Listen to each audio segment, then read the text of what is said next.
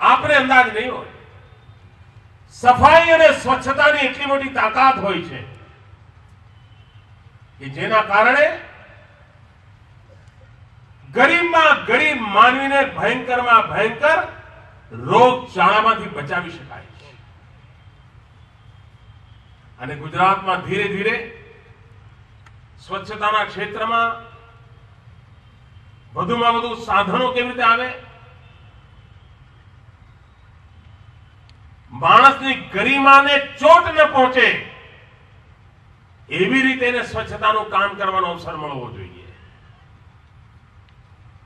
એના માટે સાધનો ઉપલબ્ધ કરવાની દિશામાં આપણે નિરંતર પ્રયાસો કરી રહ્યા છીએ।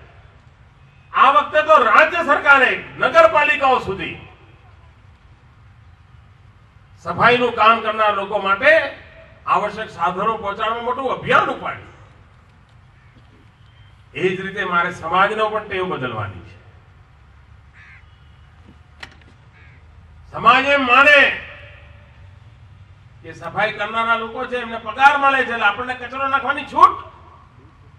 મેં તો એવા લોકો જોયા છે કે આપણો આ બિચારો ભાઈ અને બેન માંદા હોય તો એ કચરો વાળીને ગયા હોય અને પછી એમને પેલા ઉઠ્યા હોય હવારમાં એને કચરો બહાર નાખે અને એટલા એનો મુકાદમ આવે, મુકાદમ રાડો પાડે કે તે શું કચરો વાળ્યો, એ કચરો પડે બોલો કે મારા ભાઈ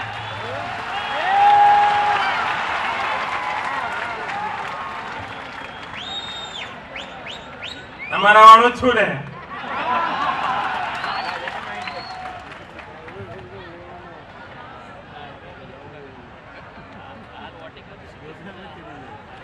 भाइयों बहनों, गरीब परिवार में जन्म्यो छू, गरीब की तकलीफ हूँ समझता हूँ।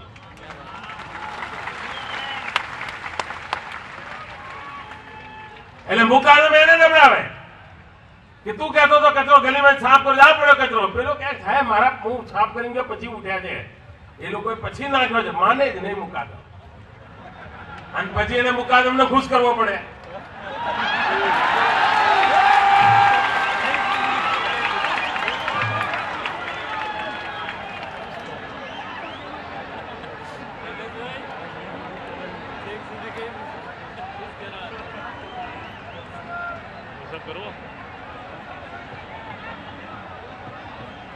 भाइयों बहनों, आ समस्याનું સમાધાન એ છે કે સમાજને પણ સંસ્કારિત કરવો પડે, સમાજને પણ કહેવું પડે ભાઈ ન ચાલે, તમને ગમે ત્યાં કચરો નાખવાની ટેવ નથી ચાલતી।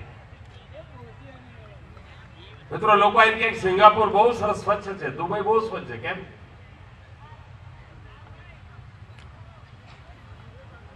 મેં કહ્યું ત્યાં આગળ તમે સફાઈનું કામ કરનાર માણસોને જોયા હતા એટલે સ્વચ્છ હતા,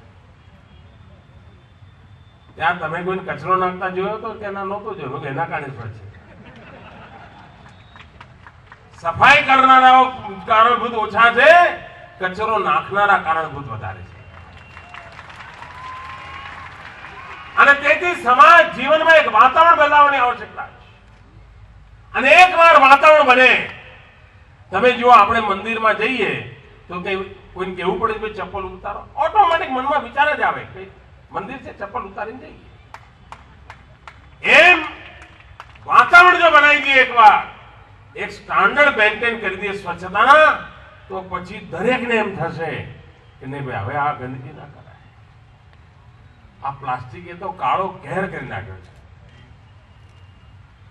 જ્યાં જોઈએ ત્યાં તમે એક સમારંભ પર આટલું પતિને કોઈ પાછળથી જઈને ફરશો ખબર પડશે અહીંયા સાહેબ દર 5 ઇંચ એક પ્લાસ્ટિકની એક ચીજ પડી હશે।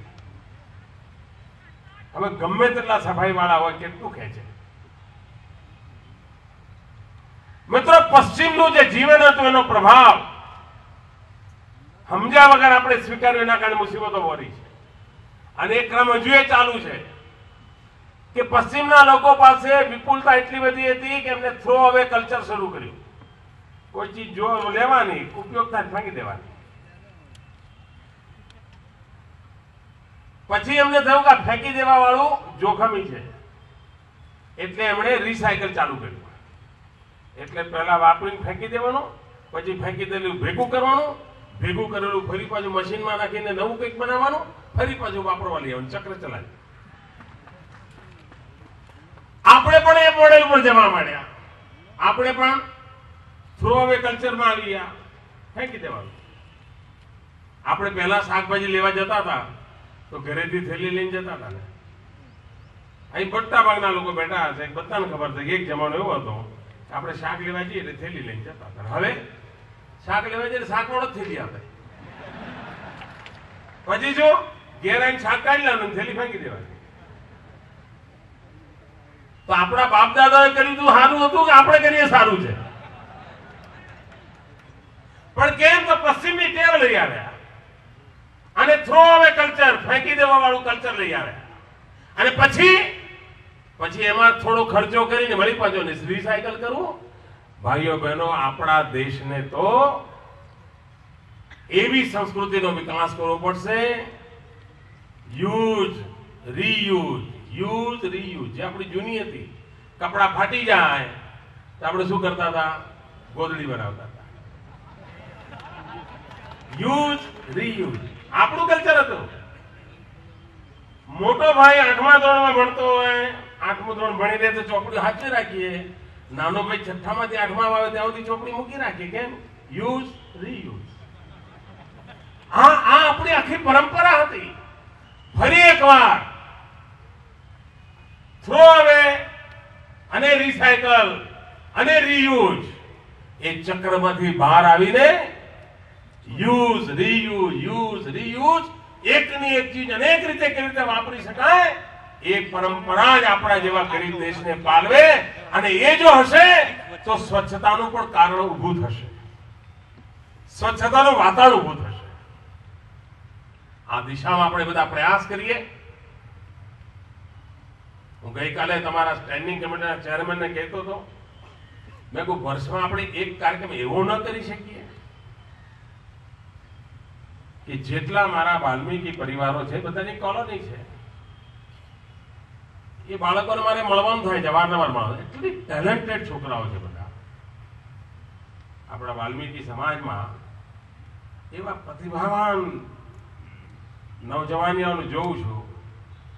મેં એમને કહ્યું કોર્પોરેશન વર્ષમાં એકવાર માત્ર આ વાલ્મીકી વિસ્તારના બાળકોની ટેલેન્ટ ઇવનિંગ ના કરે. એ આવીને ગીત ગાય, કઈ ઢોલ વગાડતો ઢોલ વગાડે, મ્યુઝિક વાજિંત્ર વગાડતો વાજે. જોઈએ તો ખરા આપણા છોકરાઓને કેવું આવડે છે. તો મને સ્ટેન્ડિંગ કમિટીના ચેરમેને કહ્યું છે અમે કરીશું. કરશો ને ભાઈઓ? હા, નહીં તો હું તો કયા કરું, તમે ના કરો તો મારી આપણું જાય. એ જ રીતે જ્યાં આગળ આપણા સફાઈ કામદારો રહે છે, બધી કોલોની છે, ત્યાં આગળ બહેનોના મંડળો બનાવીને સખી મંડળની આર્થિક પ્રવૃત્તિઓ કેવી રીતે ચાલે એના માટેનું આયોજન કરે કોર્પોરેશન. એમાંથી એમને બેંકોમાંથી આર્થિક મદદ કેવી રીતે મળે અને એક મોટી આર્થિક પ્રવૃત્તિનું કેન્દ્ર ઘણા બધા સાથે સાથે રહે છે, મોટી મોટી કોલોનીઝ છે. એ જ રીતે ત્રીજું કામ, એમાં જગ્યા પણ ખાસી છે, તો ત્યાં આગળ કિચન ગાર્ડન માટેનું તમારો બગીચા ખાતાના બધા લોકોને જોડીને તાજા શાકભાજી વાલ્મીકી પરિવારના બાળકોને ત્યાંથી જ કેમ ના મળે? આ સહજ રીતે કરી શકાય એવા કામો છે. મેં કોર્પોરેશનના મિત્રોને વિનંતી કરી છે, એને વર્કઆઉટ કરશે, જેથી કરીને આવનારા દિવસોમાં મારા નગર પૂજારીઓના જીવનમાં પણ પ્રભુના ચહેરા પર જે ચેતના હોય છે એવી ચેતના જોવાનો મને અવસર મળે. નિર્મળ શહેરને માટે થઈને જે મિત્રોએ ભગીરથ કામ કર્યું, સ્વચ્છતાના માનદંડો સ્થાપિત કર્યા અને એમને સન્માનવા માટે મોટા ઇનામ આપવાની જાહેરાત કરી, હું કોર્પોરેશનના મિત્રોને આ સાહસ માટે અભિનંદન આપું છું. અને જેમને આ ઇનામ પ્રાપ્ત થઈ રહ્યા છે એમને અભિનંદન આપું છું. અને જે ઇનામમાં રહી ગયા છે એમને વિશ્વાસ આપું છું કે આપ એક ડગલું આગળ ચાલો, આજ નહીં તો કાલ આપનો વારો પણ આવશે. પણ આ શહેર, આપણે નગર પૂજારી છીએ. નગર પૂજારી તરીકે જેમ મંદિર સુશોભિત હોય તો પ્રજા ભક્તોની સંખ્યા વધતી હોય છે, એમ નગર પૂજારી તરીકે આ નગરની શોભાની ચિંતા આપણે કરતા રહીએ. એ જ અપેક્ષા સાથે આપ સૌને ખૂબ ખૂબ શુભકામનાઓ. ખૂબ ખૂબ ધન્યવાદ. જય જય ગરવી ગુજરાત.